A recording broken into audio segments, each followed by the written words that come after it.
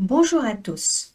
Dans ce cours, nous allons aborder la différence entre le sens propre et le sens figuré d'un mot. Nous allons découvrir comment un mot peut avoir différentes significations en fonction du contexte dans lequel il est utilisé. Alors, le titre de notre cours sera donc « Sens exact et sens figuré du mot ». Face à ce cours, nous allons nous poser plusieurs questions. Par exemple, qu'est-ce que c'est que le sens exact d'un mot? Qu'est-ce que c'est que le sens figuré d'un mot? Pour répondre à toutes ces questions, nous allons aborder dans ce cours 3 grandes parties. Partie 1. Un mot peut avoir plusieurs sens. Partie 2. Le sens d'un mot selon son contexte.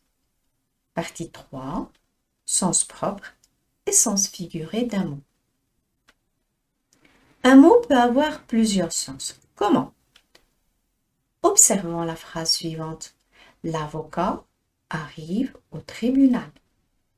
J'ai acheté 2 avocats. Comme vous voyez, dans les 2 phrases, il y a le mot avocat qui se répète. Mais dans la première phrase, quand je dis l'avocat arrive au tribunal, cela signifie une personne. C'est la personne qui travaille dans le domaine de la justice. Alors que dans la deuxième phrase, quand j'ai dit j'ai acheté 2 avocats, alors là, cela signifie le fruit. Donc, un mot peut avoir plusieurs sens. Très bien. Passons maintenant à la deuxième partie, le sens d'un mot selon son contexte. Prenons les phrases suivantes. Le tronc commun, le tronc d'un arbre, le tronc humain.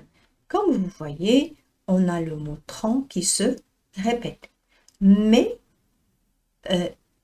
il a un sens différent selon le contexte dans lequel il est utilisé.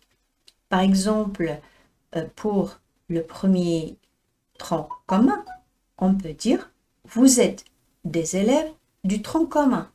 Et dans ce contexte-là, cela signifie tronc commun, un parcours scolaire qui va se diviser en plusieurs spécialités.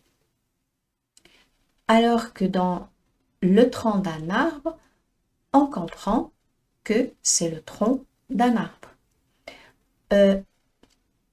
Par exemple, dans un cours des sciences naturelles, quand on parlera du tronc humain, on saura, selon le contexte, que c'est le tronc humain.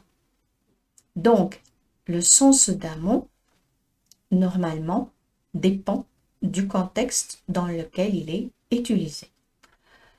Partie 3. Sens propre et sens figuré du mot. Si je dis par exemple, vous êtes des élèves du tronc commun.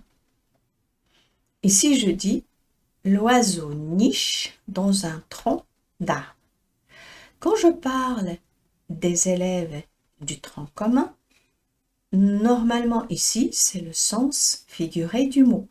Parce que le sens exact, c'est le tronc d'un arbre.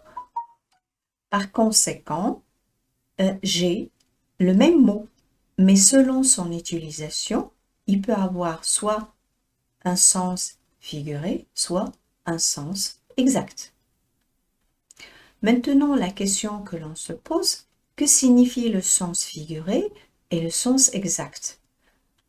Le sens propre, c'est ce qu'on appelle aussi le sens exact d'un mot. Il fait référence à sa signification littérale. Ça veut dire exact, concrète, directe. C'est le sens premier du mot tel qu'il est défini dans le dictionnaire. Par contre, le sens figuré d'un mot, en revanche, renvoie à une signification plus abstraite, symbolique et parfois même métaphorique. Il s'agit d'une utilisation du mot qui dépasse un peu sa signification littérale. pour exprimer, par exemple, une idée, une émotion ou une image de manière plus imagée ou suggestive. J'en profite pour vous donner un exemple. Courant, c'est l'utilisation du mot cœur dans son sens propre et dans son sens figuré. Sens propre du mot ou sens exact, c'est quoi?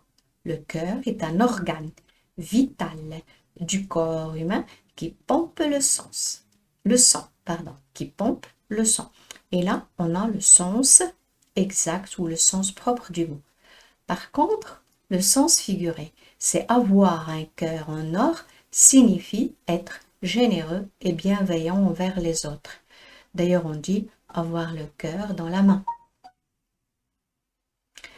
Je pense que le cours a été intéressant et parce que j'arrive à la fin.